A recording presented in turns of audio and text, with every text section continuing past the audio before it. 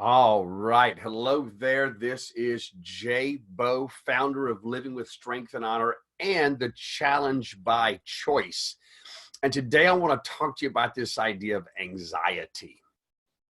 It turns out that there's a lot of people that suffer from this idea of anxiety, right? And anxiety is really a simple notion. It is living in the future, right? Anxiety is completely and totally based on not being present. It is living in the future based on the past. Now, that sounds amazing, right? But that is exactly what happens inside the mind when anxiety builds.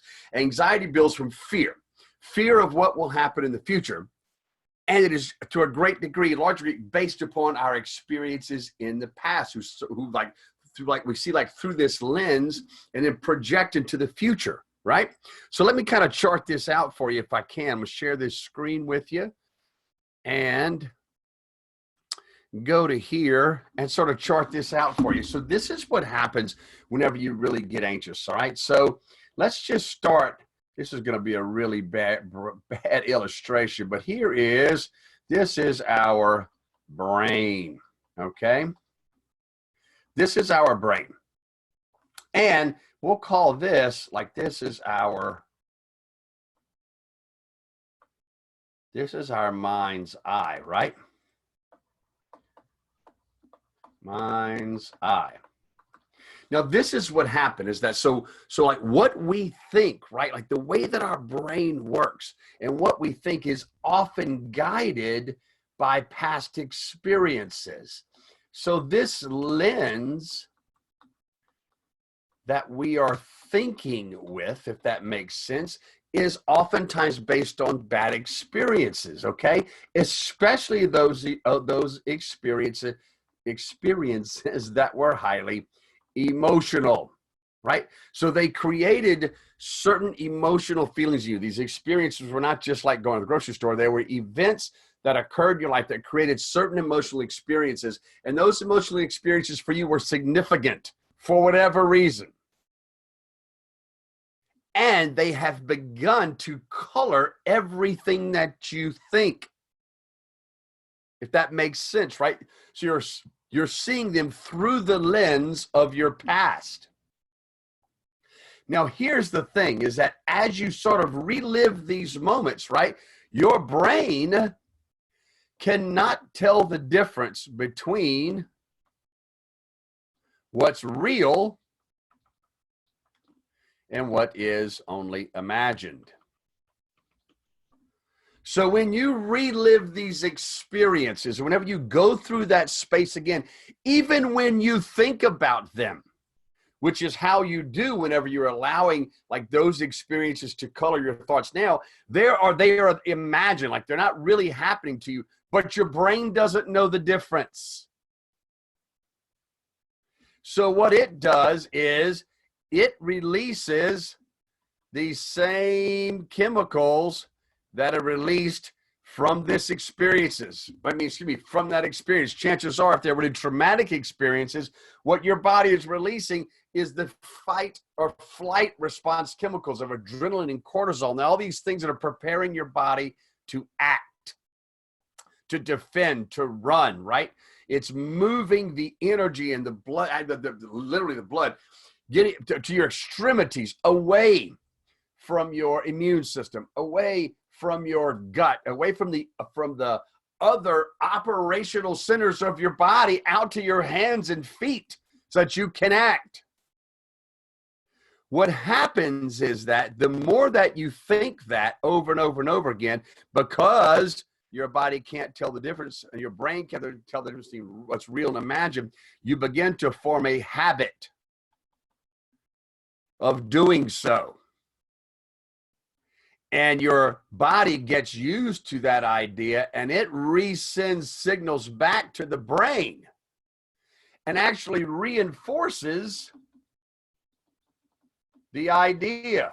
So your brain's saying, hey, not only do I think we're going through this again, but I can feel the signals from my body coming back to my brain are saying, yes, in fact, we are experiencing this again. So that's a good thing. And then your brain begins to make these little connections, right? These neural pathways.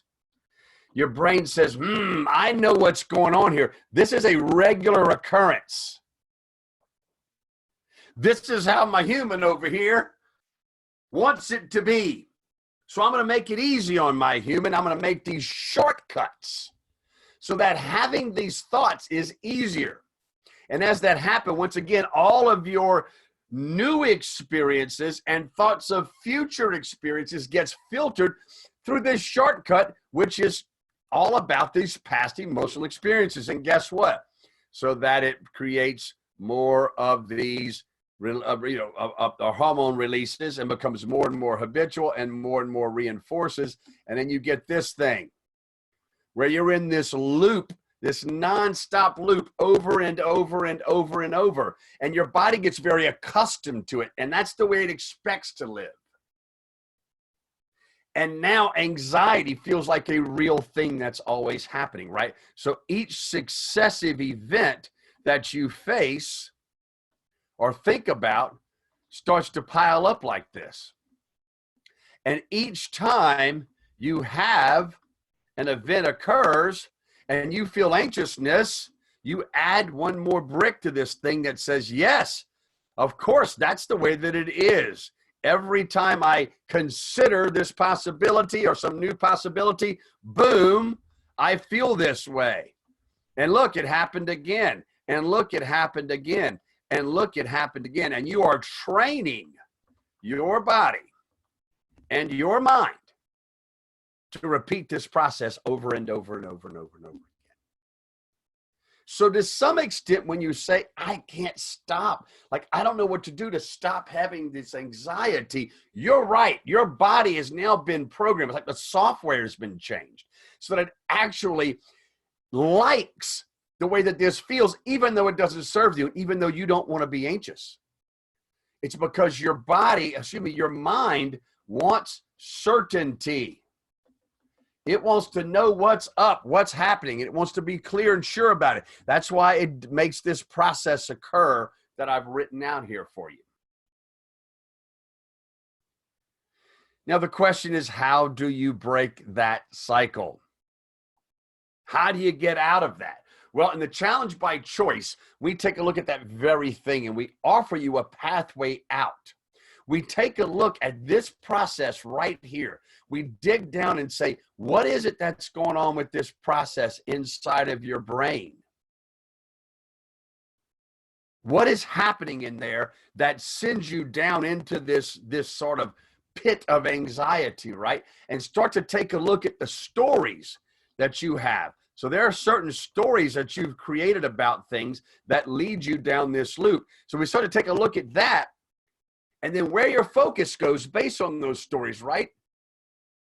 And find ways to build a new story with a new focus, add some new emotions, and then some action steps that you can take to start to make that change, to actually start to reprogram the software in your brain.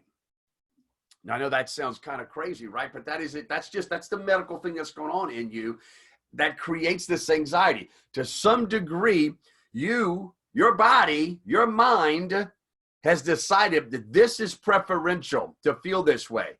And like I said before, your brain's kind of going, hey, I know the drill here, right?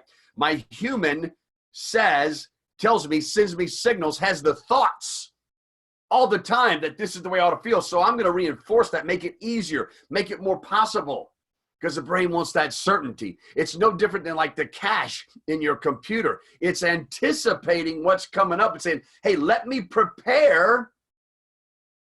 Let me get ready to take this action that I think you're going to take, because I've noticed this pattern that when you do X, Y, and Z, I need to be ready to do this next step. And that's what your brain is doing to you.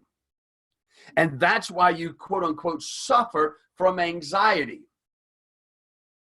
Your focus is constantly on the future possibilities, but they're colored by your past experiences. The one thing you're never at is present, in the moment. Being present in the moment offers you every possibility that there is. It's full 100% potential. But because you're never present, all you see is all the bad shit that can happen in the future based upon all the bad shit that's happened in the past.